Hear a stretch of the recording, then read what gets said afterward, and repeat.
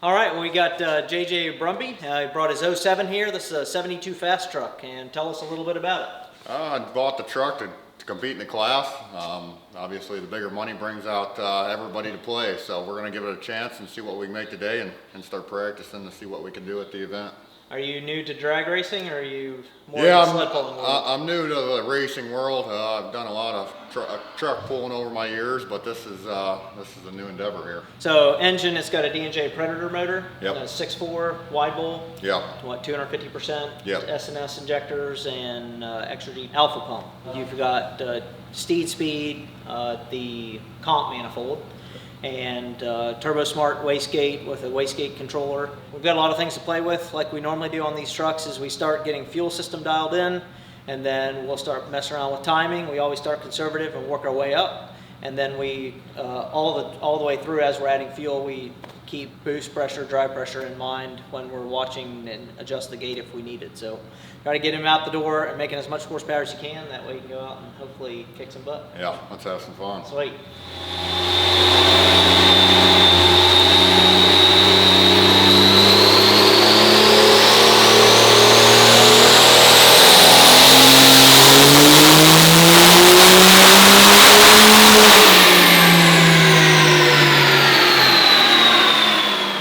Okay, first run did 877 horsepower.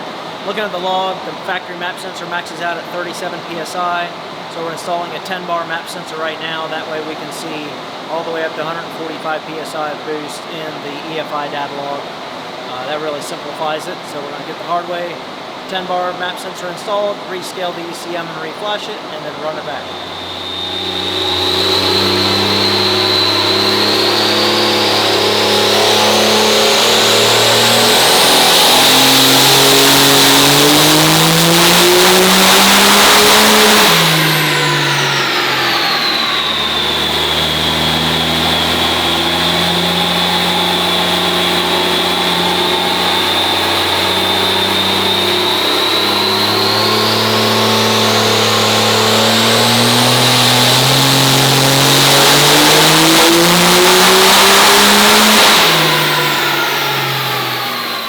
Okay, first couple runs are done, and we are at 1,067 horsepower.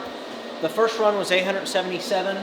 The only change to the second run was we added 3 degrees of timing, and it picked up almost 100 horsepower. It went to 972 with 3 degrees of timing across the whole curve. The next ones we were adding 100 microseconds, so it went from 1800 US to 1900 US to 2000 US to 2100 US. And you can see we're adding 35 to 40 horsepower per 100 US, depending on the run. So now we're still fairly conservative on timing. That is like 28 degrees of timing at 4,000 RPM, and depending on how fast these injectors are, depending on what we need.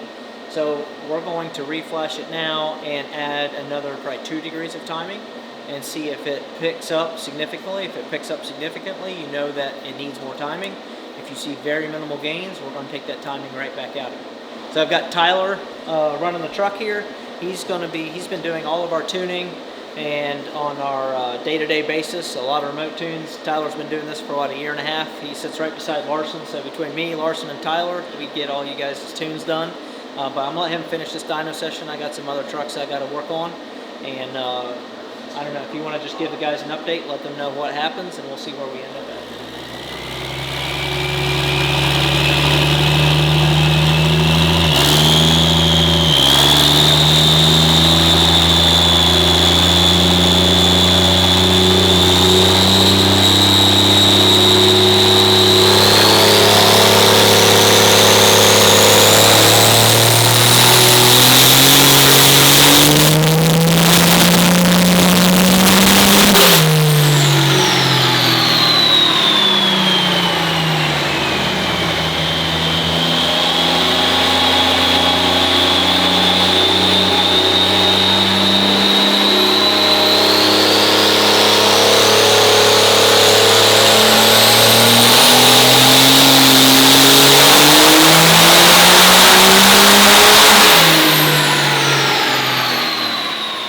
So we ended the day at about 1092 was the highest horsepower we could get out of it. We revisited timing and it started losing a little bit. So we put timing back to where it was, and then started playing around with the gate. And then when we started playing around with the gate, the truck started getting heat soaked pretty bad, and we ended up fighting some rail pressure issues. Threw a 2400 bar relief in it, hoping it would help because the pump would go max pressure right away. That helped it a little bit, but at the end of the day, there's a high pressure fuel leak of some sort, making the pump run wide open and making rail pressure pretty erratic. So he's got some bugs to work out before 72 fast, and we're gonna end the day here. I'm gonna get a staging limiter set up, and then we're gonna get him sent on his way. Appreciate all your help, and obviously hitting 4 digits right off the bat was we're really looking forward to some things, but you know, we'll make some changes and come back. Well, we'll see what he can do out at UCC, so we'll get him sent on his way. Well, we got Garrett Stell here with his 97 Ford. That is a common rail swap. He's going to tell us a little bit about it. You're getting ready for 72 fast, I assume? Yes. Okay. This is my 1997 F350. I've owned this truck for about 9 years. It's kind of went through a couple different stages of building a 7.3 and realizing it's just not enough. So swapped to a common rail 2 years ago, and then we just went to a 6.7 this year. 400% overs. Is a stock head. Curious to see what we'll make versus some of these other guys. You did a valve job, stuff like that on the head. It's got a valve job. It's got springs in it, but it's 400% overs, 14 mil high-speed pump. It's full manual 48. You got rods in it? Yep, it's got a set of boost line rods in it. We're gonna see how those hold up. China rods, China turbo. It's going to be fast. Exactly. That's the way I look at it. Full manual. It's a Firepunk standalone harness. Got about, 10 bar sensor. Tried to get, some of the better stuff on it that we could. Right. It may not look the greatest, but I tried to throw the best parts I could at it for what kind of money I had on it. Sweet. Well, we'll get this thing dialed up. Tyler's going to be doing the tuning on it and see what we can make today. But follow along. We'll see what we got.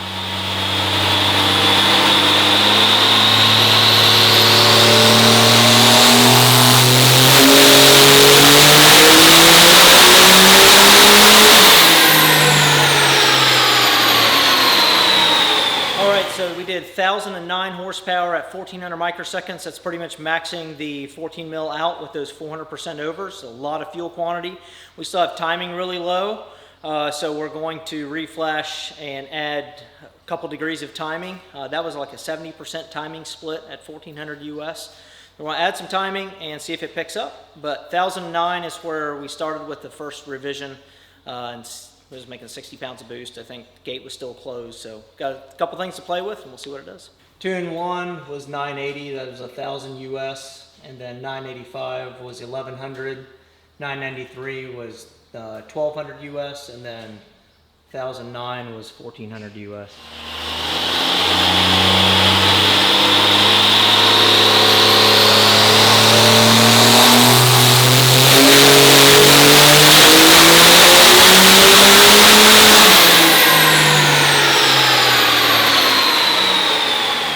So adding timing actually ended up losing about 5 horsepower on that, and it lost rail pressure on that, so I dialed back fuel quantity a little bit to 1,300 US, and I want to see if that helps rail pressure and keeps it happier and we can make some more power. So we'll see with these set of files.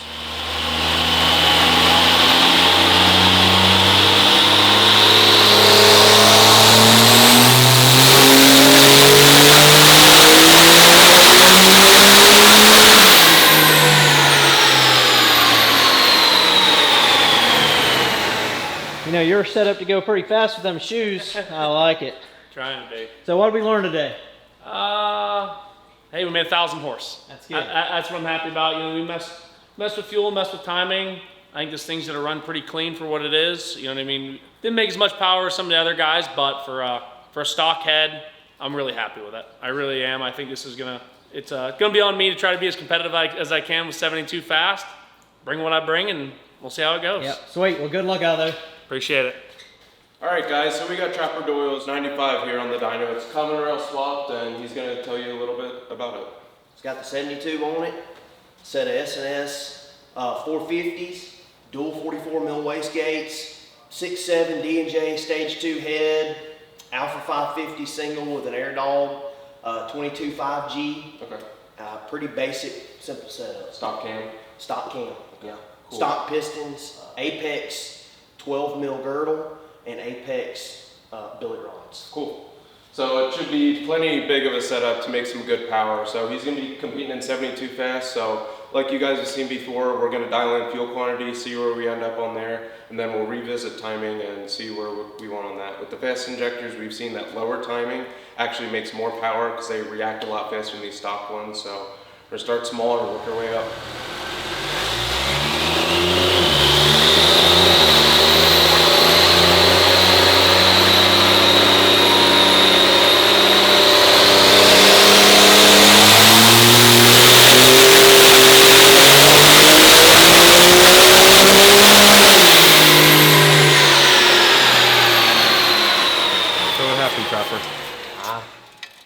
Blue little turbo gasket there, or whatever that thing's called. Turns out you need 4 bolts to hold your turbo on. So we're working on this now because it had a little trouble spooling. So we saw it was blowing some smoke out the front and they saw the sparks out front. So we're gonna get this fixed up and get back at it.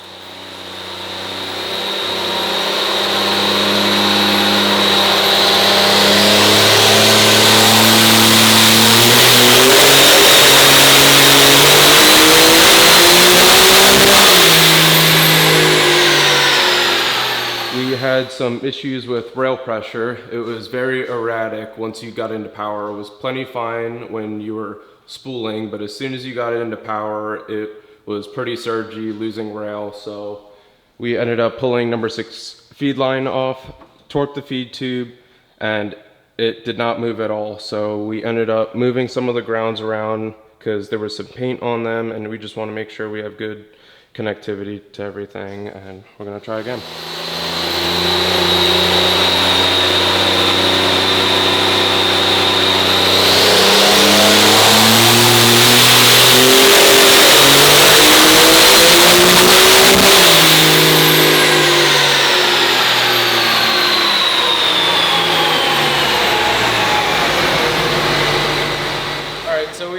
Truck on the dyno here, but we forgot to film an outro for Trapper's truck. But we ended up running into some rail pressure issues that we couldn't figure out. Ended up retorquing feed tubes, retorqued the relief valve, adjusted the current in the tune, but it just doesn't seem like it's a tune issue and a hard part that they're going to take it home and mess with it enough to see what they can figure out with it. After today, we learned what fuel quantity is happy at. We just need to figure out a little more on timing, but they're going to take it home and dig into it. Do you have anything that you're disappointed about, excited for, or?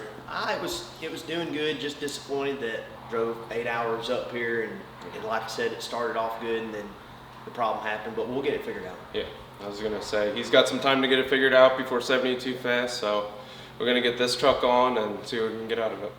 All right, so we have Justin Earwood's truck on the dyno. It is an 08. I believe. Okay. He does a lot of King of Street, bigger races, so he's going to explain a little bit about the setup to us.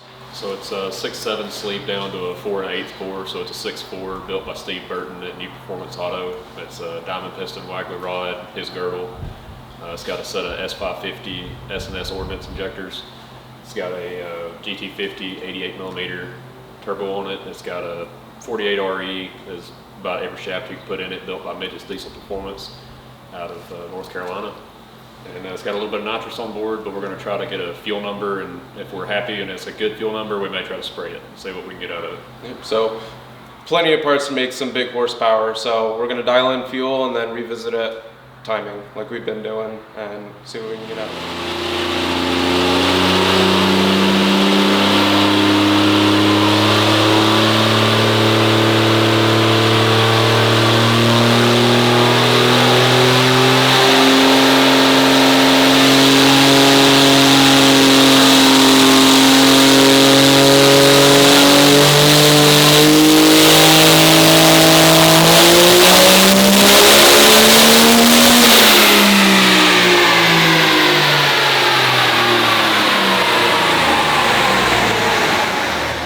So we ended up making 869 on fuel, and we revisited timing, added 2 degrees, added 4 degrees, added 6, and it just kept losing horsepower.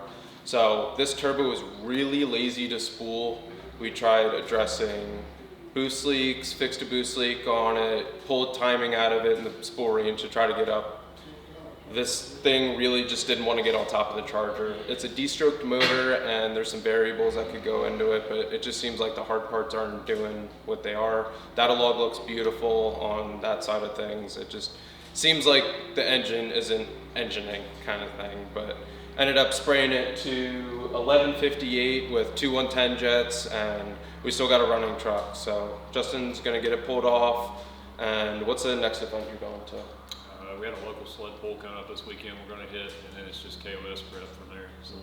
So not what we really expected it, but we have a good learning point on this truck. So Justin's going to take it home, try to see if he can figure out some engine stuff, and then get him sent on his way. Okay, we got Chris McGee's Excursion here behind us. This one came to us from Florida with a 12-valve Cummins already swapped into it. Still has the Ford transmission into it, 4R100, E4OD, I'm not exactly sure what's in it. But we had problems with getting the horsepower goals that he wanted with the 12-valve. He wanted 1,000 horsepower. I think it was making like high 700s, and drivability was suffering already. It was really smoky. With a 12-valve, you have to have everything really perfect to have a good driving setup and make 1,000 horsepower. The throttle gets really touchy once you get an aggressive pump on there. We have had some trucks on there that have driven nice, but majority of the 12-valve trucks that make 1,000 horsepower do not have that good street manners. With a common rail, we can get best of both worlds. We can have something that drives real nice and something that makes a lot of horsepower. So that's what we did for him. We got a D&J long block in it, Exergy 250% over injectors, 14 mil CP3, and the same 66 480 compound setup.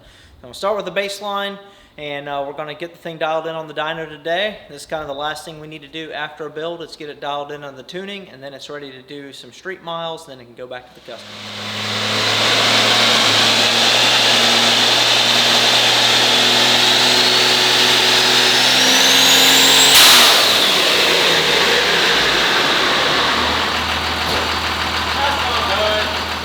See where this thing blew right off the intercooler, and this boot is really short, so this was a kit the way it came in, but I never really like these short boots because it doesn't give you much room. If the engine rocks, that boot gets in a bind real quick, so we might end up, I'm going to put it back on and try it, but if it doesn't work, we're going to have to put a longer boot on here, one with the 3 rings in it. I'm gonna have to refab that pipe, because anytime you have compounds, you make a lot of boost pressure, and it is the worst driving experience. If you're going somewhere on a road trip and you're blowing an intercooler boot off, it is less than ideal.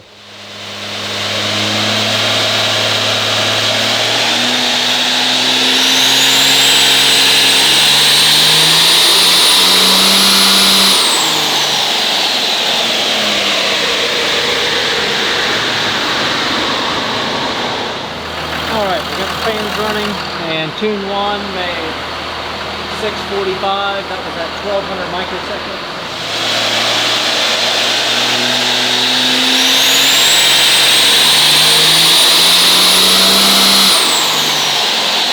Tune 2 made 688, 1300 microseconds, still low timing.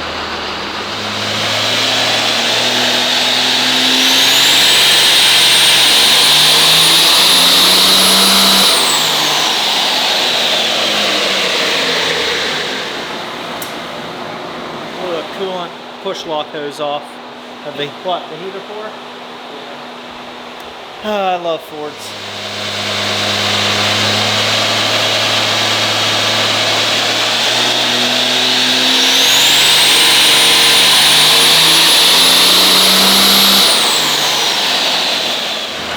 Okay, that did 807. Probably gonna pull it off the dyno. We're gonna remake this pipe. I do not trust. That's what's going in the mine. That's the first 4 tunes. And we still got plenty of room to add more fuel and timing.